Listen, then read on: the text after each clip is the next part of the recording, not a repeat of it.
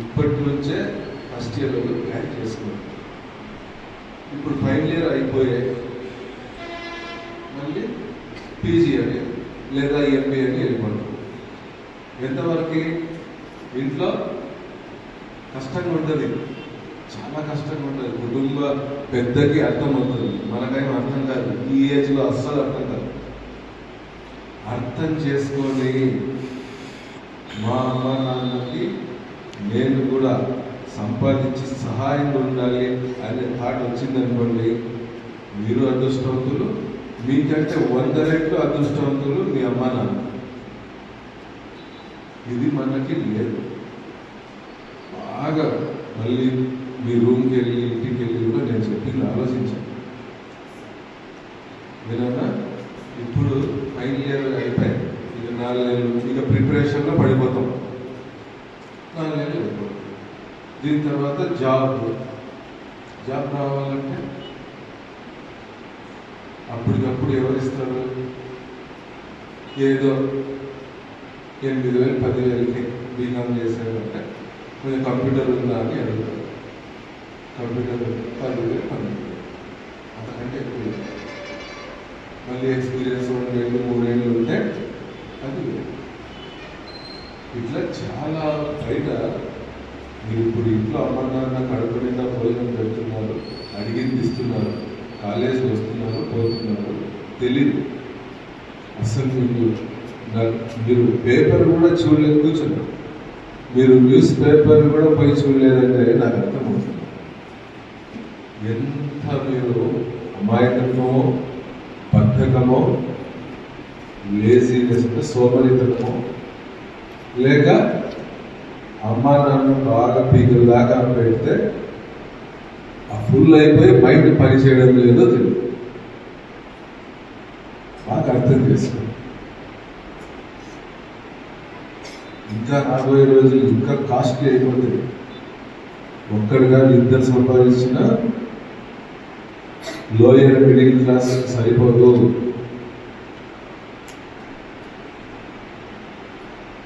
అయితే బయట అవకాశాలు లేవు అంటే ఒకప్పుడు లేవు, ఇప్పుడు చాలా ఉన్నాయి. మనలో ఆ నైపుణ్యం లేదు, ఆ స్కిల్ లేదు. ఆ స్కిల్ ఎప్పుడు వస్తుంది? ఎప్పుడైతే సపోజ్ బీకామ్ అనుకున్నాం, బీకామ్ ఫస్ట్ ఇయర్ జాయిన్ అవుతుంది, బీకామ్ రిలేటెడ్ జాబ్స్ ఏమేమి ఉన్నాయి ఇదే మనం చూసుకోవాల్సింది. లోయర్ మిడిల్ క్లాస్ ఏరియా, బీద కుటుంబాలు ఆలోచించాల్సింది జాబ్స్ ఏముంటాయి. ఆ జాబ్స్కి మన చదువుకి ఏం సంబంధం ఉండదు. ఓన్లీ డిగ్రీ క్వాలిఫికేషన్, డిగ్రీ చదవాలి, క్వాలిఫికేషన్. ఆ జాబ్ రిలేటెడ్గా ఏమేమి కోర్సులు ఉంటాయి? బీకామ్ అకౌంట్ సంబంధించి ఫస్ట్ కంప్యూటర్, అందరికీ కంప్యూటర్ ఇంపార్టెంట్. కోర్సు గుర్తుపెట్టుకోండి.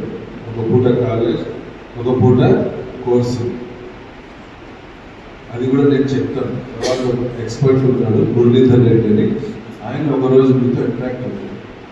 ఏమేమి కోర్స్ చేయాలి, ఏం కోర్స్ చేస్తే డిగ్రీ అవుతుంది, జాబ్ వస్తుంది లేదా మధ్యలోనే వస్తుంది అనేది ఆయనతో చెప్పిస్తాను. ఆయన ఎక్స్పర్ట్. అలా నేను ప్లాన్ చేసుకుంటున్నా. మినిమం 3 ఏళ్ళు అవుతున్నాయి, ఒక 16,000 నుంచి 20,000 జీతం. ఇంకా మీలో మంచి నాలెడ్జ్ టాలెంట్ ఉంటే 25,000 కూడా రావచ్చు. ఇది ప్రైవేట్. గవర్నమెంట్ అంటూ ఆ జాబ్స్ ఏమేమి పడుతున్నాయో దానికి రిలేటెడ్గా మనం ప్రిపరేషన్ స్టార్ట్ చేయాలి. ఇది జనరల్గా చెప్తుంది. ప్రతి ఒక్కరూ దీని మీద కొంచెం కాన్సన్ట్రేట్ చేయాలి. ఈ పోలీస్ సెలక్షన్స్ ఎవరైతే డిసెంబర్లో పోలీస్ వద్దు, మిలిటరీ వద్దు, ఇట్లా కొందరికి ఇష్టం ఉంది, అది కూడా మీరు చెప్పండి. నేను ఈ విధంగా చేయాలనుకుంటున్నాను. ఫిట్నెస్ మీకు మంచి గ్రౌండ్ ఉంది, ఇలాగే చేశాను, చాలా మంచిది. దాంట్లో నేను ఫిజికల్గా ఒకరోజు చూపిస్తాను, రోజు ఎంతసేపు ఏమేమి చేయాలనేది చెప్తాను. హాస్టల్ వాళ్ళకి చాలా హ్యాపీ, ఇక్కడ ఎవరో ప్రాక్టీస్ చేసిన వాళ్ళు హాస్టల్లో. బయట వాళ్ళకి బయట కొన్ని గ్రౌండ్స్ ఉన్నాయి, ఆ గ్రౌండ్స్కి వెళ్ళి అమ్మాయిలు చేస్తున్నారు, అక్కడ చేసుకుంటూ రావచ్చు. ఫస్ట్ వాకింగ్ చేసుకోండి, టైం పెట్టుకొని 15 నిమిషాలు ఆగకుండా స్లో, 5 నిమిషాలు స్లో, 5 నిమిషాలు కొంచెం ఫాస్ట్, ఇంకొక 5 నిమిషాలు స్పీడ్ వాకింగ్. అలాగా ఒక నెల చేయండి, మీకు బాడీ ఉంటే ఒక రిథంలో వస్తుంది.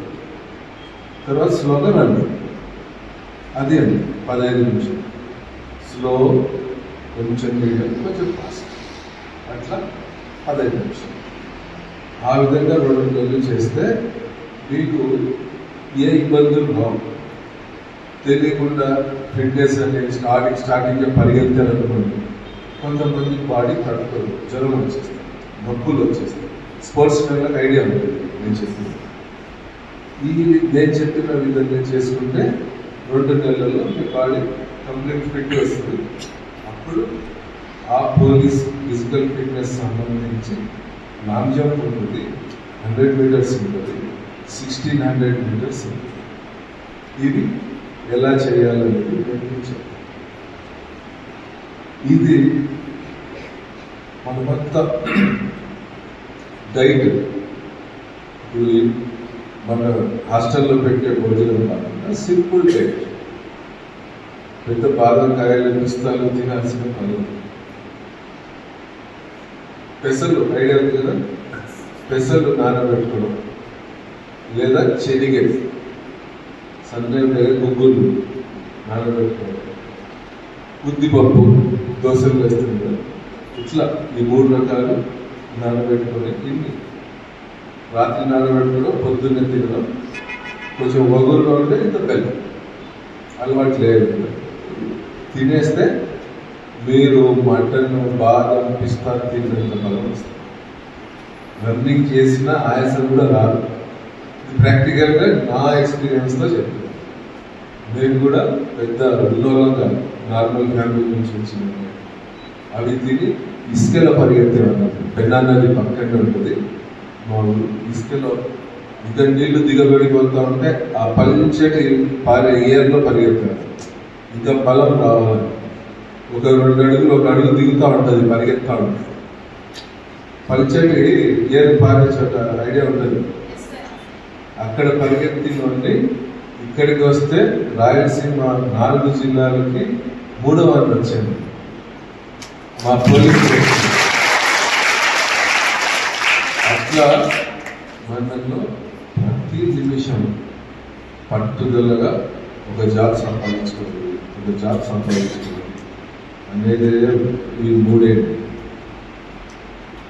అట్లా ఉంటేనే మనం 3 ఏళ్ళు అయ్యేటప్పటికి లేదా మధ్యలోనే ఏదో ప్రైవేటా గవర్నమెంటా జాబ్కి అర్హత సాధిస్తాం. లేదనుకో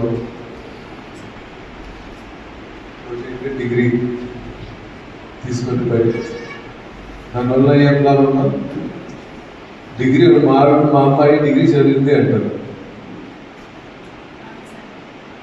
అది పెళ్లి చేయడానికి చదువుకున్నది అనడానికి ఉపయోగపడుతుంది. మీ కన్నీ పెంచిన మీ అమ్మ నాన్నకి ఉపయోగపడుతుంది, మీ కుటుంబానికి ఉపయోగపడుతుంది, నాలెడ్జ్ ఉంటుంది. అది అందరి దగ్గర ఉంటుంది, పనులకి పోయే వాళ్ళ దగ్గర కూడా ఉంటుంది. ఈ రోజుల్లో పనులు పోయే వాళ్ళు కూడా మీకంటే తెలియడానికి ఉంటుంది. బాగా అర్థం చేసుకోండి. నేను ఇంటర్ అవుతూనే డిగ్రీకి వచ్చినాక సీరియస్గా మొదలుపెట్టే వాలీబాల్. అప్పుడు వాచ్లు కూడా లేవు. మనం ఎప్పుడు తెల్లవారుతుంది కూడా ప్రాక్టీస్ చేద్దాం. రోడ్డు పోవడం పరిగెత్తడం ఇదే ధ్యాస.